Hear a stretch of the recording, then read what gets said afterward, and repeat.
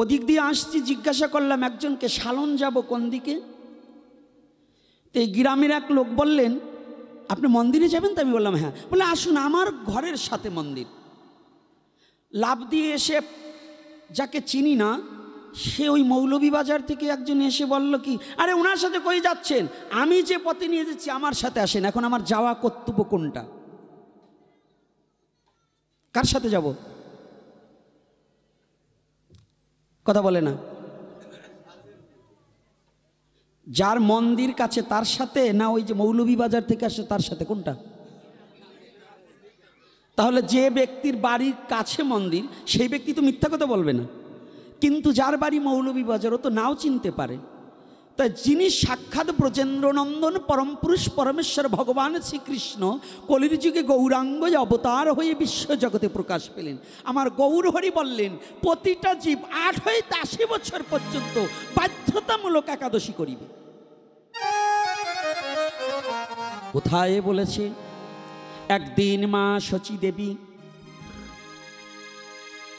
নিরজনে বসে বসে কাঁদিতেছে। চৈতন্য ভাগবত প্রমাণ দিয়েছে, মা শচী দেবী কাঁদছে। এই লীলা কীর্তনীয়রা না অনেক মিথ্যা কথা বলে। কি মিথ্যা কথা জানেন? বলে মাকে নাকি ফাঁকি দিয়ে নিমাই চলে গেছে। মিথ্যা কথা। মাকে না বলে কোনোদিন, গ্রন্থ প্রমাণ করেছে মা সবার আগে জানে যে আমার নিমাই চলে যাবে। সবার আগে জানে মা নিমাই চলে যাবে। এই একাদশীর তত্ত্বটা বুঝাইবার নিমিত্তে এখানে হাত দিয়েছি। তারপরে যাবেন ওখানে সমর্পণে, পরে যাব। আগে সমর্পণ বুঝালে পরে কাজ হবে না, কারণ আজকে তিথিটা তো একাদশী। মা তো এই মায়িক জগতে যদি কারো সন্তান প্রকৃত মা হয়, মার ছেলের সম্পর্কটা কোনোদিন ছিন্ন হয় না। আর এই মাইকি জগতে যদি সন্তান যত দূরেই থাকুক না কেন, যদি সন্তানের কোনো অমঙ্গল এসে দাঁড়ায়, সবার আগে জগতে মা জানতে পায়। মা বুঝতে পারে। মা দুটি চোখের জলে কাঁদছে, ভেসে যাচ্ছে, বক্ষ প্লাবিত হয়ে যাচ্ছে। নিমাই নগরে হরিনাম সংকীর্তন করে এসে দূর হতে দেখতে পায় মা কাঁদছে। নিমাই মনে মনে চিন্তা করছে, এ বিশ্ব জগতে আমি ছাড়া তো আর মায়ের কেউ নেই। এ কথা দুটো গতি। নিমাই বলছে আমি ছাড়া মায়ের কেউ নয়, শুধু মায়ের নয়, নিমাই ছাড়া অনন্ত কোটি জীবের কেউ নেই। শুধু মা শচী দেবীর নয়, জানেন এই কলির যুগে জন্মগ্রহণ করে, সনাতন ধর্মে জন্মগ্রহণ করে আমাদেরও ভগবান গৌর হরি ছাড়া কোনো দাঁড়াবার জায়গা নেই। আজকে যারা এখানে একত্রিত হয়ে এই হরিকথা শ্রবণ করবার অধিকার পেয়েছেন, বসেছেন, এটা কার অবদান জানেন? এটা আমার মহাপ্রভুর অবদান। কবে বা ছিল এমন রঙ্গ, ব্রাহ্মণে চণ্ডালে করে কোলাকুলি? কবে ছিল এমন রঙ্গ? একমাত্র আমার গৌর হরি সেই কর্মটা করে দিয়েছে। এটা গৌরের অবদান। গৌর হরি মনে মনে ভাবছে, মা লীলাকে জগৎজীবকে বুঝাইবার নিমিত্তে সাক্ষাৎ ভগবান হয়েও অভিনয় করে না জানার অভিনয় করছে। ভগবান জানে না এমন কোনো কথা নেই। যারা বলে ভগবানকে বুঝতে পারলো না, মা কাঁদছে কেন? আরে ভগবান জানে। ভগবান জানে না তোমার মতো মূর্খ তুমি যে ভাবনাটা ভাবছো। ভগবান সমস্ত অনন্ত কোটি ব্রহ্মাণ্ডের সমস্ত চিত্ত গুহার মাঝে যত অন্ধকার আছে, সমস্ত অন্ধকারের কথাও ভগবান জানে, দেখে, বোঝে। কি ভেবেছি তুমি ভগবান বোঝে না? সমস্ত ভগবান বোঝে, সমস্ত ভগবান জানে। শুধু মাইকি জগতে ভগবান একটু অভিনয় করছে ভক্তের সাথে। ভগবান গৌরহরি মনে মনে চিন্তা করছে, মা কাঁদছে কেন গো? দৌড়ে গিয়ে ডাকছে, মা, ও মা। নিমাইয়ের কণ্ঠ পেয়ে মা চোখের জল মুছে ফেলছে, মুছে মুছে যেন আমার নিমাই কষ্ট না পায়। অশ্রুসিক্ত নয়নেই নিমাইয়ের বদনের দিকে তাকিয়ে বলছে, গো বাবা, আমি তো কাঁদছি না।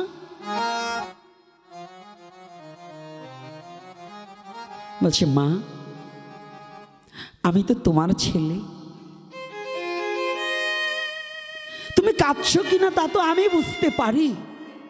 তুমি যেমন আমাকে বুঝতে পারো, আর আমিও তোমাকে বুঝতে পারি। তুমি কাঁদছো কেন গো?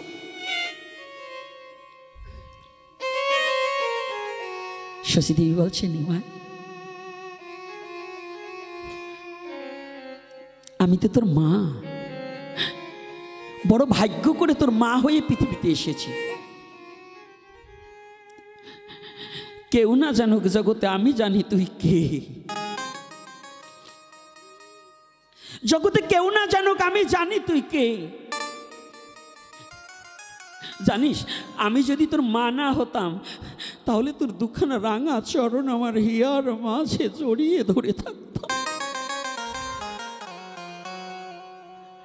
আমি জানি তুই আমার একার নিমাই নয়।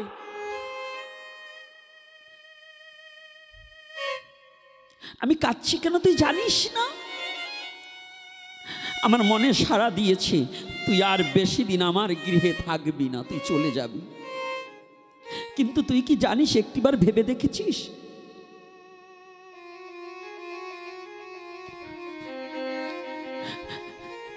জগতের মাঝে সবার সবাই আছে,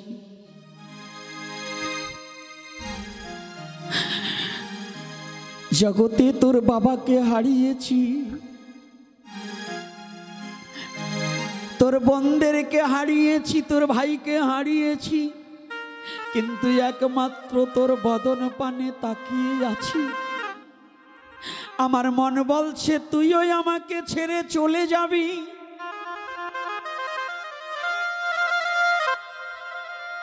নিমাই রে,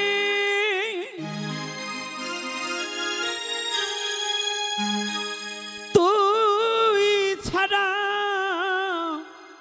এই জগতের মাঝে আমার আর কে বা আছে? কে আমাকে মা বলে বলে ডাকবে? কে আমার পাশে দাঁড়াবে? আর শোন, তুই চলে যা, আমার দুঃখ নেই, কিন্তু আমি তো মা, আমি রান্না করে তুই কোন জিনিসটা ভালো খাস সেটা তো আমি জানি।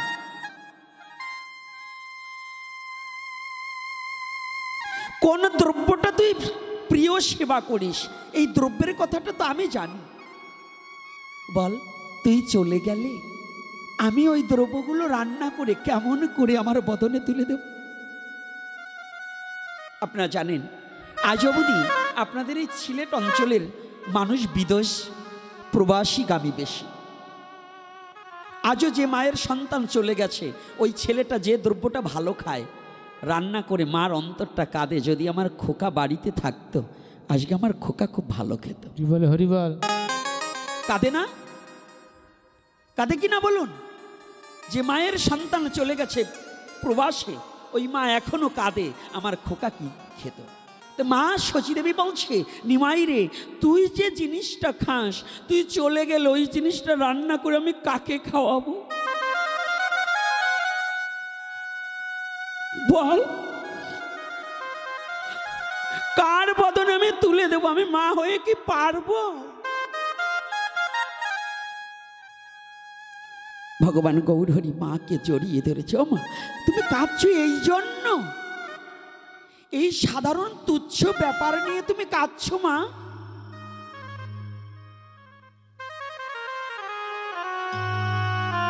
নিমাই, তোর কাছে তুচ্ছ হলেও আমি তো মা, আমার কাছে বিরাট। বলছে, ও মা, তুমি কেঁদো না, তবে একটা কথা শোনো। বলছে, কি?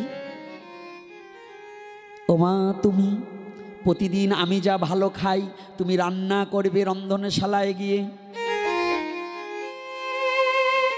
তুমি সবার অলক্ষ্যে রন্ধনশালায় আসন দিয়ে আমার বসার জায়গা করে দিয়ে আমি যত দূরেই চলে যাই, তুমি যখন নিমাই বলে ডাকবে, কেউ না দেখলেও আমায় আমি প্রতিদিন তোমার হাতে এসে সেবা করে যাব,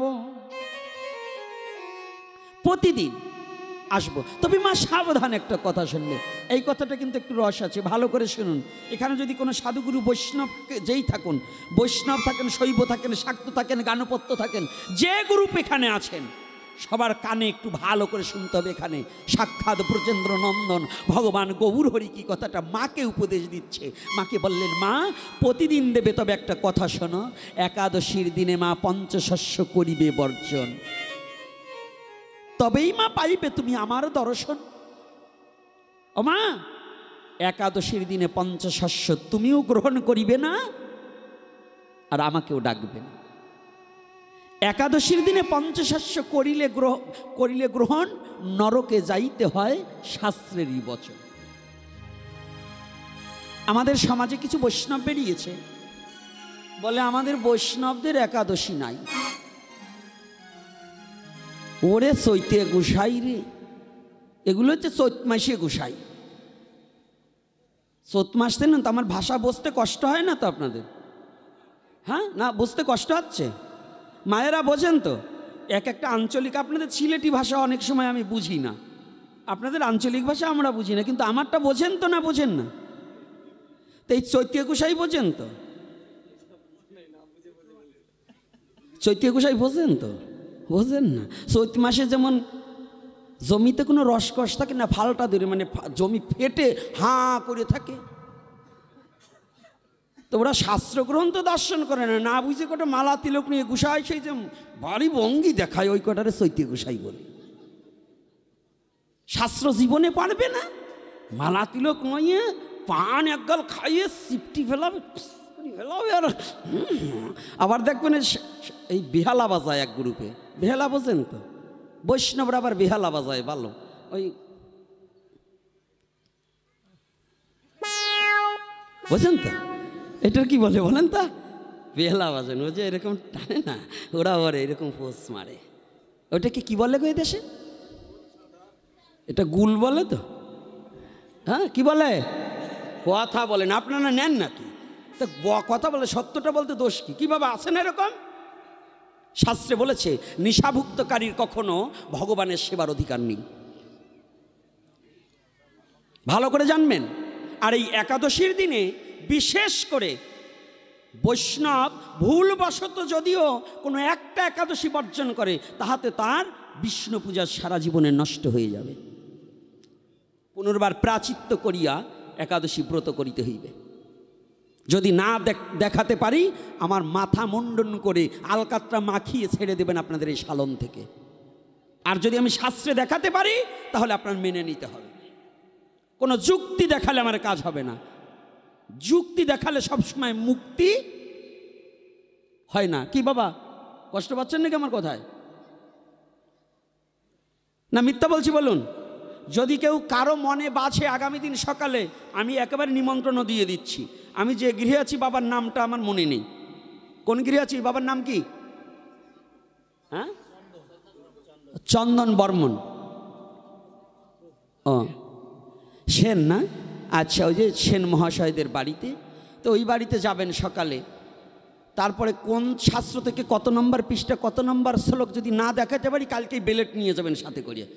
আর তবে বেলেট নেবেন সাবধান, যদি আমি দেখাতে পারি কিন্তু আপনারটা চাইছি দেবো, সাবধান। ভণ্ডামি দিয়ে সনাতন ধর্ম চালানো যাবে না। সনাতন ধর্ম চলবে সত্যের উপর। সত্যই সনাতন, আর সনাতন সত্য। তাহলে মহাপ্রভু যেখানে সাক্ষাৎ তার মাকে বললেন যে একাদশীতে পঞ্চশস্য বর্জন করিবে, তার মাকে পর্যন্ত ছাড় দিলেন না। আর আমার মতো একটু তিলক পড়ছি, 5 টাকা হইলে একখানা তিলক পাওয়া যায়। এখন বর্তমান 50 টাকা একটা তুলসীর মালা পাওয়া যায়। আর এখন ধুতি, ওই কেউ যদি মরিয়ে যায়, ওই যে হ্যাঁ গুরুদশার কাপড় একটা পাইলি, তো বৈষ্ণব সাজা সহজ। এতে হবে না। বৈষ্ণবের কি আচার, আর পণ্ডিতের বিচার। বৈষ্ণবের কি আচার, আর পণ্ডিতের হচ্ছে বিচার। যে পণ্ডিতের বিচার্য বিষয় বোধ নেই সে যত শাস্ত্র অধ্যয়ন করুক ও কোনোদিন পণ্ডিত হতে পারে না। আর বৈষ্ণব যিনি আকাশ দিয়ে উড়িয়ে গেলেও যদি তার আচার নিষ্ঠা ঠিক না থাকে তাহলে সে বৈষ্ণব হতে পারে না। কি আবার ভাবতেছেন নাকি গোসাইরি টাকা দেয়নি লস হইল? টাকা দেও আনলাম আবার বকাবকি করে গেল।